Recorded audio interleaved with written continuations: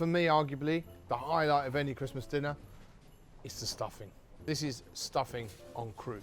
We're going to make a really delicious, loaded stuffing, and then we're going to wrap it in puff pastry.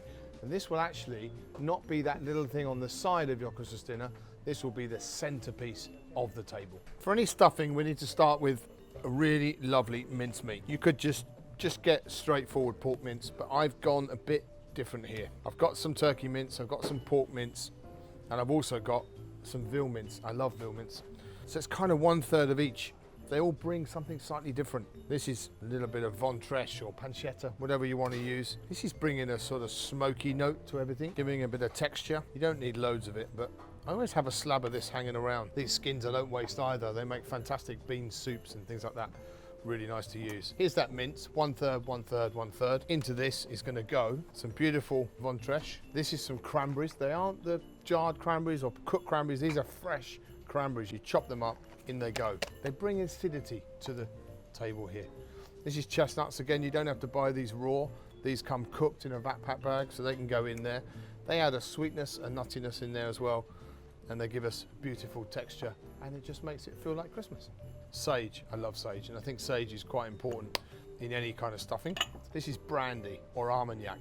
For me, Armagnac. Clementine. Could use an orange, but I just think this time of year, if you're going to go in there with some juice and some zest, it should be lovely clementine. The juice of those as well will be very welcome in our cranberry. It needs a bit of salt, but not too much. And then I do add a bit of cranberry sauce that we make as well. And that just wants to be really well mixed up. To be honest, if you really want to be sure you got the seasoning and everything right, just take a small piece out of this, make yourself a little sort of a mini hamburger and pan fry it. Eat it and just check the seasoning and check that you've got enough sage, you've got enough salt in there. Perhaps it needs a bit more alcohol, perhaps it needs a bit more sweetness, and just test it. But equally, you get a little chef's treat at the same time. I actually tend to leave this overnight to allow the alcohol and the salt to do its work, but it's not important. We then want a mould, and what you need to do is choose whatever mould you want. I'm going to use this little terrine mould here, but you can use a small cake tin, a loaf tin, whatever you feel like. Doesn't matter, whatever suits you. And then we basically just pack that really nicely in. I have cling filmed this because that's quite important for me, so that I can pop that stuffing out afterwards. And all we're going to do is either steam that now, or you can bake it in the oven with a lid on in a bain-marie. So that means just popping the terrine mould into a baking tray with some water in the bottom, and that will just keep the temperature down, and the cling film will be absolutely fine in there. Don't roast that in the oven with the cling film on, because that's going to cause a problem. You don't want any air gaps if you can help it. And you can do this 3 days before Christmas, hold on to it nicely, and then make your beautiful stuffing on croute. Okay, so there is our stuffing that's been steamed for about 45 minutes, pressed overnight, all cooked now. This is our puff pastry rolled out. It's about a pound coin thickness. We make this puff pastry, but equally you can buy a ready roll. Try to find one that's all butter, because it's just a much better quality. You get better rise, and it has that really crispy, beautiful feeling to it.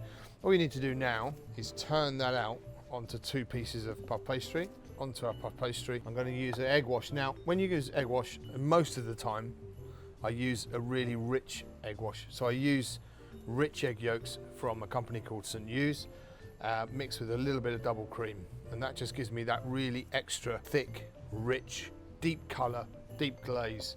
All we're going to do, very simply, is just put that pastry over the top. Make sure you're coming in nice and clean on the bottom. This really is just a posh sausage roll. I'm not going to try and dress it up. Well, I'm going to dress it up. I'm going to make it look really beautiful, but it is a posh sausage roll. Use a card or a back of a knife to just sharpen those edges up. And if you're going to do something fancy with the pastry like we are, you want to make sure you're working quickly or the pastry's cold. So just pop it back in the fridge. There we go. Looks like one of those caterpillar cakes, isn't it? Next thing is back to the egg wash. Just really beautiful, rich egg yolk, double cream egg wash in there. And don't forget, the middle of this is all cooked. So there's no real cooking to do. It's just to cook the pastry. You're not going to have to worry about whether the centre's cooked or at the right temperature. So it's probably also not going to aggravate your oven space issues that you might have on Christmas Day, trying to juggle those roasties and your turkey or your goose. Or your Yorkshire puddings. There's a controversial one. Yorkshire puddings on Christmas Day. Put in the comments, tell me, do you like that? I do. I actually really like turkey, but only because we've then served about 350 whole geese at Trinity, and I'm kind of over goose at that point. So for me, it's turkey. You can pop that in the fridge now, set that egg wash, and then we'll go with another layer of egg wash straight after. So now we're going to just add some really beautiful little detail to this as well. We're going to cut these stars for Christmas out. You can get these cutters from different people. These are from Mould Brothers, actually sent me by a lovely chef called Ron McKinley in Canada, which was very kind of him. Thank you, Ron. So we're going to use those to cut out and decorate our beautiful stuffing. This is quite important because what it will do is allow air to escape and steam and vapor to escape from the stuffing and stop it going sweaty in the middle. So that's quite important, and stop our pastry going soggy. Check back on me in about 2 days or so when I've finished this bit. So that's the second glazing of egg wash on my lovely stuffing on croute. We're going to bake that in the oven at 190 degrees. On now we're just going to put a few poppy seeds, a little bit of Maldon on there, and a little bit of black pepper, and that's going in the oven at 190 for 35 minutes. We're going to take it out and show you that wonderful show-stopping showpiece. So here it is, that centrepiece, that stuffing that's going to sit in the middle of your table and really elevate the whole stuffing game for your Christmas. Look at that, wow, the smell is incredible. We'll just cut that into a few really nice slices like that. I mean, that's a fair portion, right? That's my portion.